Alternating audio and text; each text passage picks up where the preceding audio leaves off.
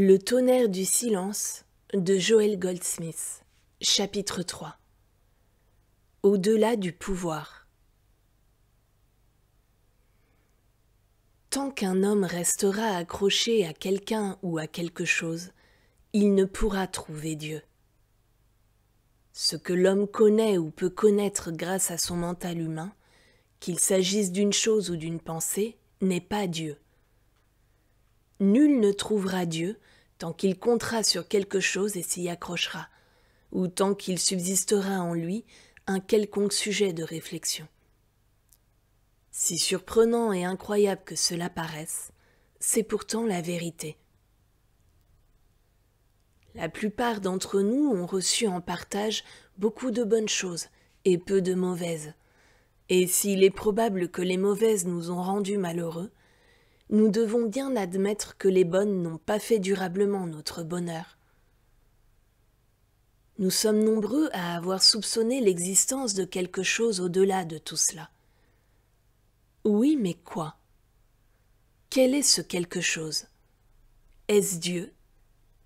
Et s'il en est ainsi, qu'est-ce que les hommes nomment Dieu?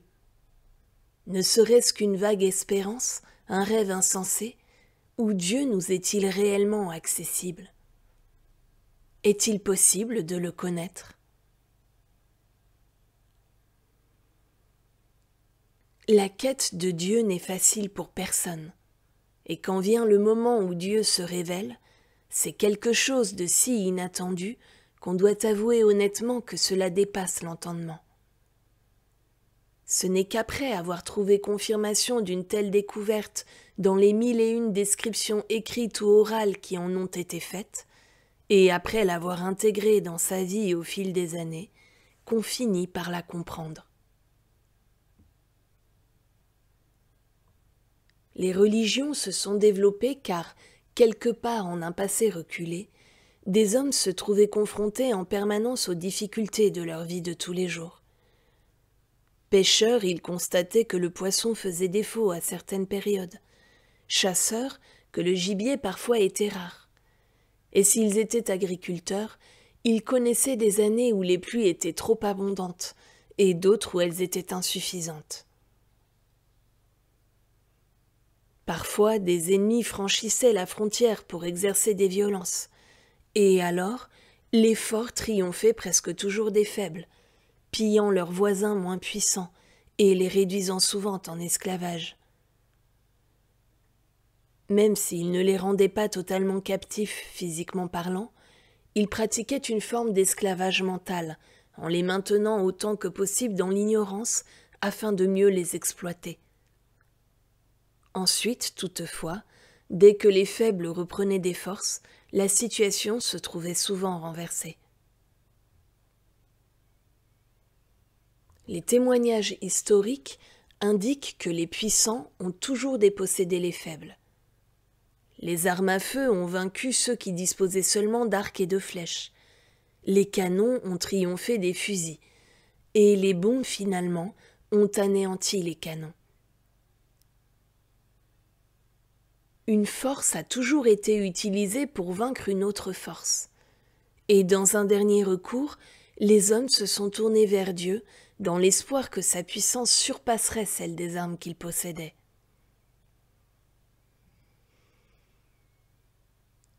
L'Ancien Testament fourmille de récits où il est question de peuples et de nations faisant appel à Dieu pour détruire leurs ennemis.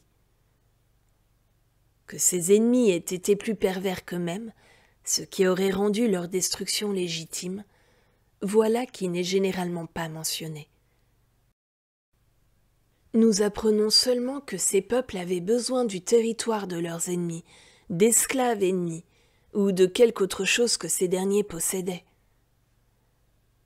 Leur prière avait un seul objectif, que Dieu anéantisse l'ennemi et leur livre tous les biens dont celui-ci disposait.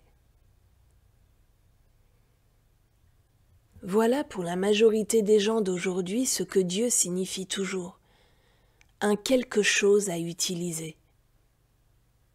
La seule différence, c'est qu'au lieu de mettre Dieu à contribution uniquement pour détruire leurs ennemis, Il lui assigne la tâche supplémentaire de les libérer de leurs maladies et de leurs péchés.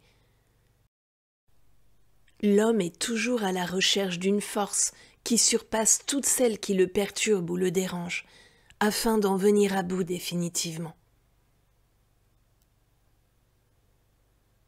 De nos jours, le monde assiste à la découverte de pouvoirs prodigieux qui surpassent en puissance tous ceux qu'on pouvait attendre de Dieu ou lui attribuer, car l'énergie libérée par la matière peut anéantir instantanément notre ennemi, si seulement nous arrivons les premiers sur son territoire pour l'y agresser.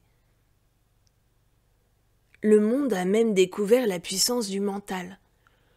Mais personne n'a encore trouvé un pouvoir, que celui-ci soit de nature physique, mentale ou spirituelle, pouvant détruire des voisins belliqueux ou triompher du péché, de la maladie et de la misère du monde. Notre monde technique moderne recherche exactement ce qui était recherché déjà avant l'époque d'Abraham, d'Isaac et de Jacob. Il continue de prier Dieu pour les mêmes choses que nos ancêtres païens.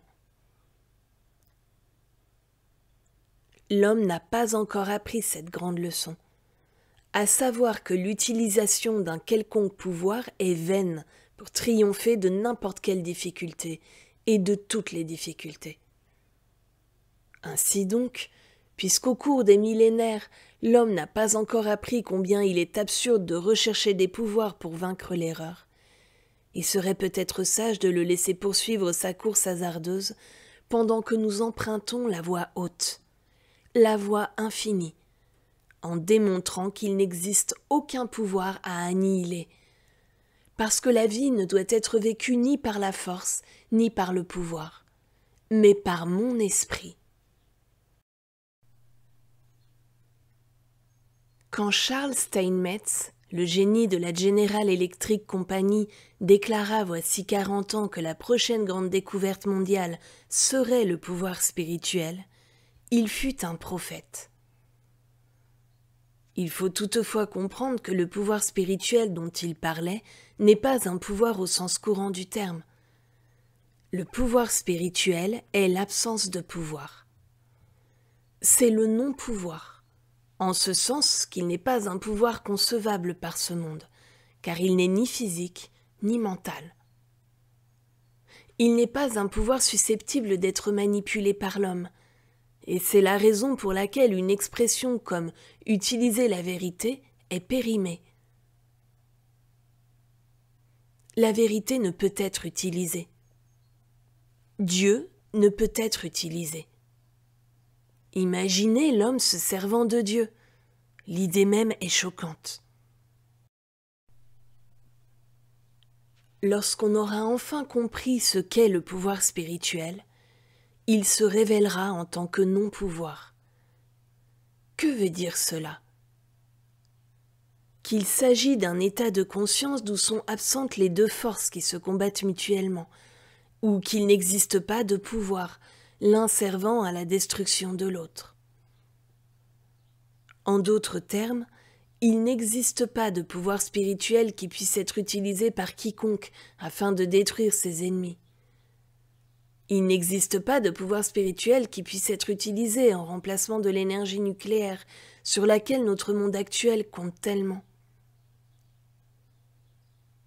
Certains d'entre nous sont peut-être enclins à penser que, si le pouvoir recherché est d'origine spirituelle, son usage devient légitime.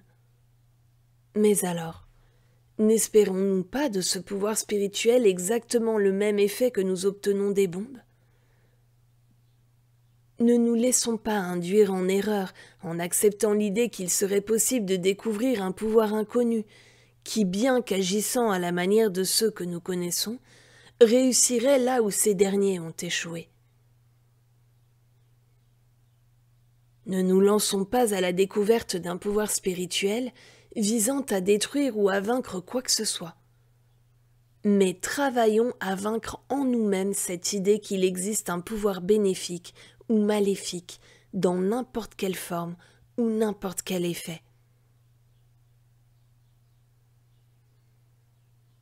Lorsque j'ai été conduit à méditer sur cette idée de pouvoir, j'ai alors compris que la cause de tous les troubles et conflits qui surviennent dans notre vie était enracinée dans la croyance profonde en deux pouvoirs, qui a forgé notre attitude mentale et légitimé la survie du plus apte ou l'autopréservation en tant que loi primordiale de la nature, entraînant par là même l'usage de la force dans la guerre et dans presque toutes les autres activités de notre existence humaine. Tout au long des âges, on s'est sans cesse servi d'un pouvoir pour vaincre, détruire ou remplacer un autre pouvoir. Et cependant, ces mêmes maux qui ont sévi sur la terre depuis l'aube des temps continuent aujourd'hui de tourmenter le monde. Toutes ces années écoulées sont demeurées inopérantes pour éliminer ou détruire les forces du mal.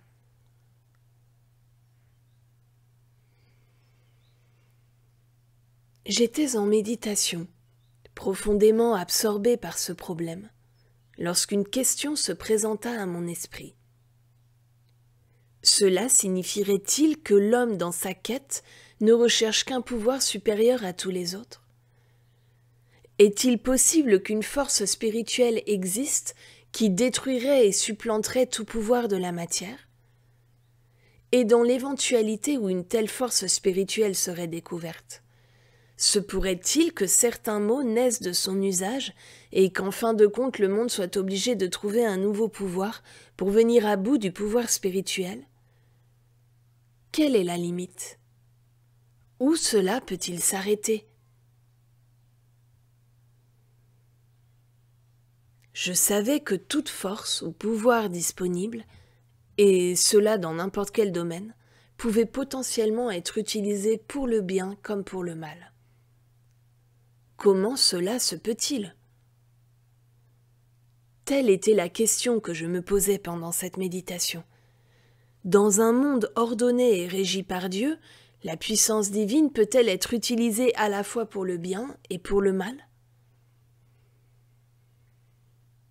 Avec la rapidité de l'éclair, cette question elle-même me révéla sa réponse. Non. Si tu peux un jour découvrir quelle est la nature du pouvoir de Dieu, tu apprendras qu'il n'a pas d'opposé et que rien ne s'oppose à lui. Il ne peut être utilisé ni pour le bien ni pour le mal. Il peut seulement être la puissance qui crée, maintient et soutient le bien. L'unique puissance dont on ne peut se servir, car on ne peut utiliser la puissance de Dieu. Elle peut se servir de nous, mais elle ne peut être utilisée par nous. C'est ce pouvoir que le monde attend, un pouvoir qui s'avérera être un non-pouvoir, un pouvoir que personne ne pourra utiliser, mais que Dieu lui-même peut manifester, mettre en œuvre et diriger.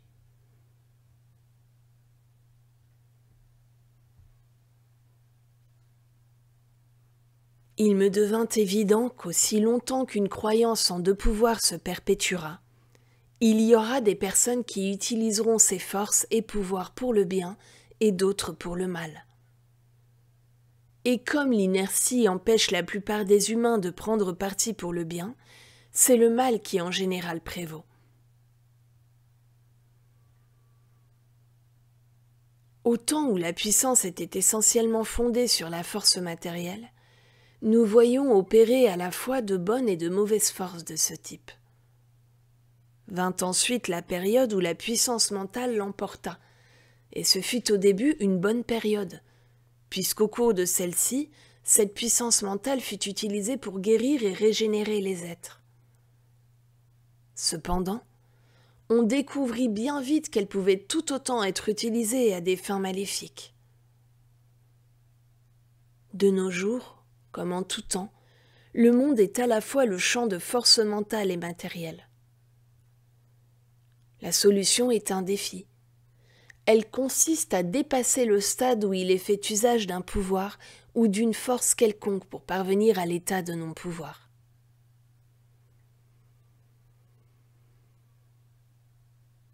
Chaque fois qu'un pouvoir bénéfique sera découvert dans le domaine physique ou mental, il se trouvera quelqu'un dans le monde pour en faire un usage équivalent, dans le sens du mal. Finalement, cette lutte entre des forces qui s'opposent ne sera révolue que grâce à la faculté que nous avons de nous élever jusqu'au pouvoir divin, qui n'est pas une force bénéfique éphémère, mais la force créatrice qui maintient et qui soutient, et d'accéder à cette dimension de la vie où il n'existe plus aucun pouvoir, c'est-à-dire aucun pouvoir que l'on puisse utiliser. Dans un univers qui est la création de Dieu, le secret de la vie réside dans le non-pouvoir. Lorsque nous parvenons à ce stade du non-pouvoir, aucun pouvoir ne peut plus agir contre nous, en nous ou à travers nous. Ceci nous place dans une position très humble, car même s'il nous est déplaisant de l'avouer, nous devons bien finir par reconnaître que, de moi-même, je ne puis rien faire, ainsi que Jésus l'a dit. Voilà le but de ce message. Accéder à l'état de conscience où nous ne nous contentons plus de dire du bout des lèvres « de moi-même je ne puis rien faire », mais où nous démontrons que cela est effectivement vrai, en laissant la puissance divine, ou le non-pouvoir, s'imposer elle-même et faire le travail. Ce principe comporte une seconde partie tout aussi importante que la première dont elle est le corollaire. J'ai montré que les hommes n'ont cessé d'être à la recherche d'un pouvoir nouveau qui triompherait de tous les autres. Mais ils ont été en quête de quelque chose de plus que cela. Ils ont été en quête d'un Dieu qui leur distribuerait des choses telles que la nourriture, le vêtement, le logement. Sachant cela, le Maître a mis en garde ses disciples. Ne vous inquiétez pas pour votre vie, de ce que vous mangerez et boirez, ni pour votre corps, de quoi vous serez vêtus. Il n'ignorait pas que depuis des temps immémoriaux, les hommes recherchaient un Dieu qui leur accorderait nourriture, vêtements, logements, compagnons de vie, soutien matériel, récoltes abondantes, bonne chasse et bonne pêche. Mais bien qu'il ait recommandé de cesser toute quête des biens de ce monde, 2000 ans plus tard, les gens continuent de se rendre dans les églises pour prier, en vue d'obtenir ces choses que le Nouveau Testament nous exhorte à ne pas demander. Les hommes sont toujours à la recherche d'un Dieu qui leur procure des choses. Et ils échouent, tout comme ils ont échoué dans leur recherche d'un Dieu qui serait le pouvoir invincible qui détruirait leur ennemi.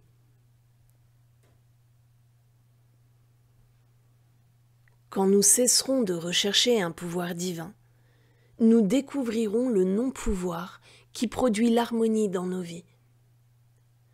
Quand nous cesserons de chercher Dieu pour en obtenir des choses, nous recevrons le plus beau présent, Dieu lui-même. Nous recevrons Dieu dans notre conscience, dans notre sanctuaire ou temple intérieur, ce lieu secret du Très-Haut qui n'est pas ailleurs qu'au-dedans de nous-mêmes. La grande leçon à apprendre, c'est que notre but est de parvenir à réaliser Dieu, et cela sans aucun motif. À ceux qui pensent « Ne devrais-je pas avoir la santé ?» ou bien « Ne devrais-je pas bénéficier des ressources abondantes ?» Je réponds « Si probablement, car la grâce de Dieu nous pourvoit abondamment du nécessaire, y compris même sur le plan qui paraît être la scène humaine. Mais nous ne disposons pas du moindre pouvoir pour obtenir cela de Dieu. Pourtant, lorsque Dieu devient vraiment réalité dans notre conscience, la douleur, le manque et la limitation disparaissent. Il restera malheureusement encore des malades et des pauvres. Les pauvres sont toujours avec nous, pauvres en argent, en santé, en moralité. Avec eux, nous partageons notre abondance en agissant de notre mieux. Nous ne pouvons faire plus. Nous ne pourrons jamais leur donner tout ce dont ils ont besoin ou tout ce qu'ils désirent. Cela est impossible, car il n'y a pas de limite aux besoins et aux désirs de l'homme dont le souffle est dans ses narines. Un tel homme ne pourra être comblé qu'après avoir pris conscience de la vanité de chercher à obtenir ou acquérir des choses. Pourquoi ne cessons-nous pas de chercher en Dieu un certain pouvoir, de partir à la recherche d'une pensée ou d'une vérité qui, pensons-nous, nous procurera bien-être et prospérité, pour reconnaître enfin que de nous-mêmes nous ne pouvons rien faire, et que personne n'a jamais fait la découverte d'un moyen qui détruirait ses ennemis. Demeurons inébranlables dans la prise de conscience du fait que tous les maux de ce monde ne constituent que le bras de chair, et laissons celui-ci s'éloigner, puis disparaître de notre vie. Laissons-le disparaître, non pas en le chassant ou en l'expulsant par force, mais en le laissant simplement passer. Rien ne peut s'accomplir par la lutte physique ou mentale, car lutter ne fait que renforcer ce qui semble être dans notre expérience une force du mal. C'est vous et moi qui entretenons abusivement l'idée que le péché, les faux désirs, la maladie, le manque ou la limitation ont un pouvoir, car ces choses en elles-mêmes n'en recèlent aucun. Et c'est la raison pour laquelle aucun pouvoir ou force découvert dans les domaines physiques, mental ou spirituel n'a jamais pu faire disparaître totalement une condition indésirable. Chaque fois que nous pensons « j'ai besoin de ceci ou cela »,« j'aimerais ceci ou cela », nous devons avoir en tête cette réponse toute prête. L'homme ne vivra pas seulement de pain, c'est-à-dire des effets ou choses créées, mais de l'esprit qui est le Créateur. Cela doit faire l'objet d'une prise de conscience continuelle, jusqu'à ce que nous ayons maîtrisé tout désir concernant des êtres et des choses du monde extérieur. Nous devons perdre tout désir pour ce qui appartient au domaine visible, en prenant conscience qu'essentiellement, ce n'est pas le visible qui nous fait vivre, mais l'invisible. Nous nous apercevrons alors que l'invisible infini fera surgir dans notre existence tout ce qui est nécessaire à notre vie quotidienne. Personnes, choses, circonstances et conditions. De la même façon, chaque fois que nous sommes tentés d'imaginer qu'un quelconque pouvoir engendrant la négativité, le mal ou l'erreur domine notre vie apparente et la rend inutile et stérile, ce qui nous incite alors à vouloir la destruction de ce soi-disant pouvoir, adressons-lui un sourire en réalisant au sein de notre conscience. Mais je n'ai besoin d'aucun pouvoir pour venir à bout de cette discorde. Il y a un Dieu, même si j'ignore ce qu'il est en réalité, puisqu'une telle connaissance est en fait hors de portée de l'entendement humain à tous les niveaux.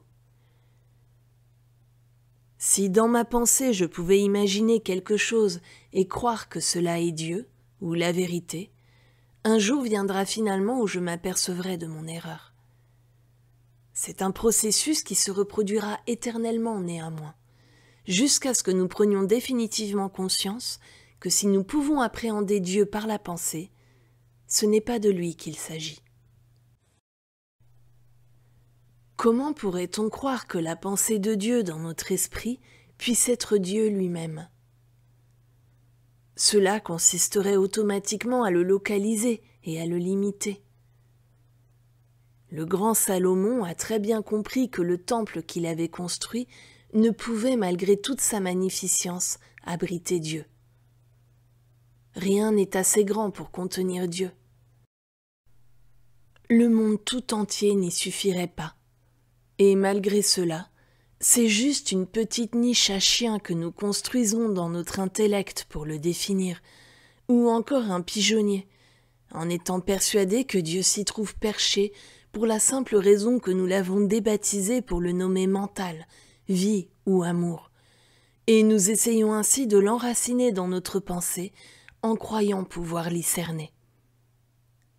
Quelle sottise! Aucun intellect n'est assez vaste pour lui. En fait, cet univers des hommes tout entier n'est pas assez grand pour étreindre Dieu. Soyons satisfaits de savoir que Dieu est, et que cela se vérifie à l'évidence dans la vie qui nous entoure, par cette loi selon laquelle le semblable engendre le semblable, par cette abondance d'amour que l'on trouve en ce monde, si peu aimant qu'il paraisse parfois, par l'incommensurable beauté d'un univers pourtant continuellement dégradé. Ce que Dieu est, nous ne le savons pas. Mais il existe 1001 façons d'observer en témoin la présence effective de Dieu, non pas en l'appréhendant lui-même, mais en contemplant les effets qu'il engendre. Nous ne savons pas comment Dieu fonctionne, mais dans la voie infinie, nous avons découvert que Dieu œuvre dans le silence.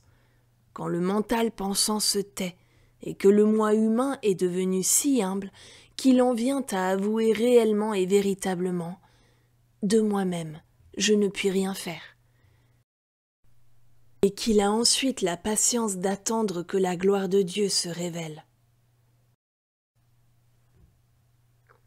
Seuls ceux qui sont prêts à abandonner tout leur concept de Dieu, à cesser de rêver, de penser et de s'investir dans des projets, peuvent, grâce à ce total abandon, laisser Dieu se révéler lui-même.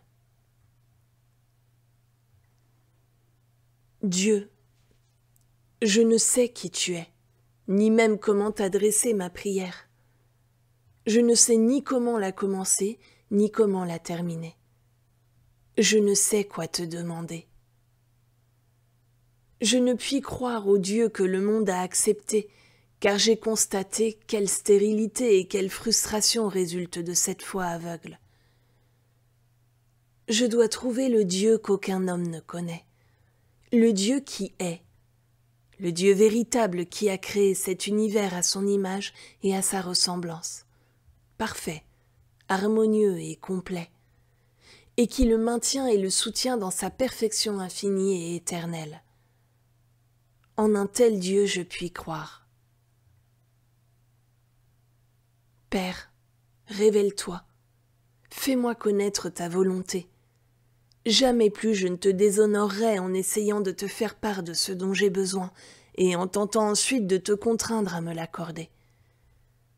Jamais je n'attendrai de toi que tu fasses ma volonté ou obéisses à mes ordres, comme si tu étais mon garçon de course. Je place ma vie, ma main, mon être et mon corps sous ta garde. Père, fais-en ce que tu veux. Prends mes péchés, mes peurs et mes maladies. Prends ma santé et mes richesses. Prends tout. Une seule donation me suffit. Le don de toi, toi-même.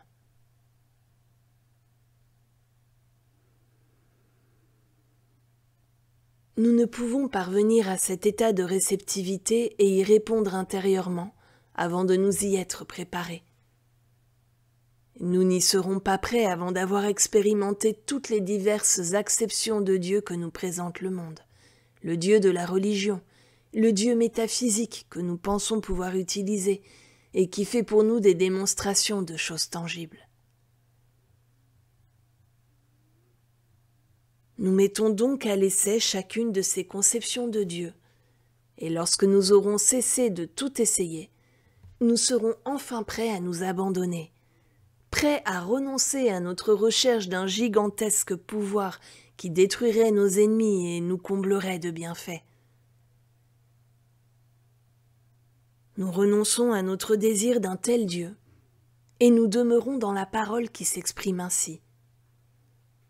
Dieu est. Ta grâce me suffit. Non par le pouvoir, non par la puissance. L'homme ne vivra pas en faisant usage de pouvoir ou de choses extérieures, mais par le Verbe. Il y a longtemps que ceux d'entre nous qui ont approfondi l'enseignement métaphysique ne mettent plus leur foi dans le pouvoir et les moyens matériels. C'est en faisant maintenant le pas suivant, qui consiste à abandonner notre foi dans les moyens mentaux, pouvoirs et remèdes psychiques, que nous parvenons au Dieu véritable, à ce Dieu dont nous pouvons faire l'expérience, mais qui jamais ne peut être connu par l'intermédiaire du mental, ni être utilisé.